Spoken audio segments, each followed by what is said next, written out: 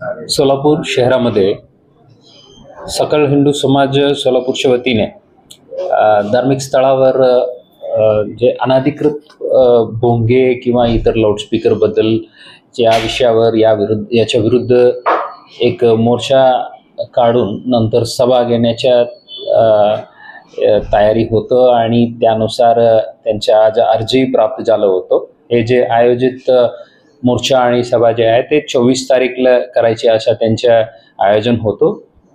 आज अर्जदारांना पोलीस आयुक्तालयामध्ये बोलवून संबंधित लोकांसोबत बैठक घेतलं आणि ध्वनी प्रदूषण प्रतिबंध कारवाई कायदा अनुषंगाने आतापर्यंत शहर पोलिसांच्या वतीने केलेल्या कारवाई आणि जे उल्लंघन करणारे धार्मिक स्थळ असो किंवा इंडिव्हिज्युअल्स असो त्यांच्या विरुद्ध केलेल्या कारवाईबद्दल त्यांना अवगत केलं होतं आणि जे भविष्यात करण्यात येणाऱ्या कार्यवाहीबद्दलही त्यांना सूचना आणि माहिती दिलं होतं.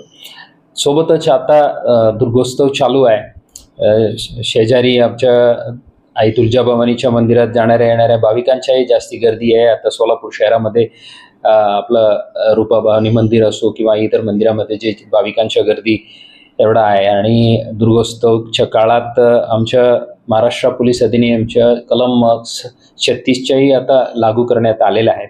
हे सर्व गोष्ट त्यांना समजून सांगितलेल्या आहेत. त्यामुळे आज आत्ता 24 तारीखला आम्ही कुठल्याही प्रकारच्या परवानगी मोर्चा किंवा सभेसाठी आता त्यांना परवानगी देणे योग्य नाही राहील आणि या गर्दीमुळे काय कायदा व सुव्यवस्थेचे प्रश्न निर्माण होण्याची शक्यता आहे. हे सर्व गोष्टी त्यांना समजून सांगितलेलं आहे.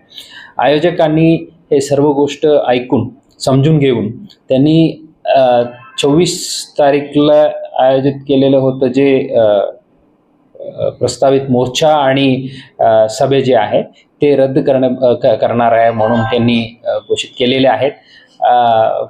आमच्या पोलीस विभागाकडून सर्वांना आव्हान आहे, कुठलाही सभा किंवा मोर्चा होणार नाहीये, कोणी गर्दी जमवू नये.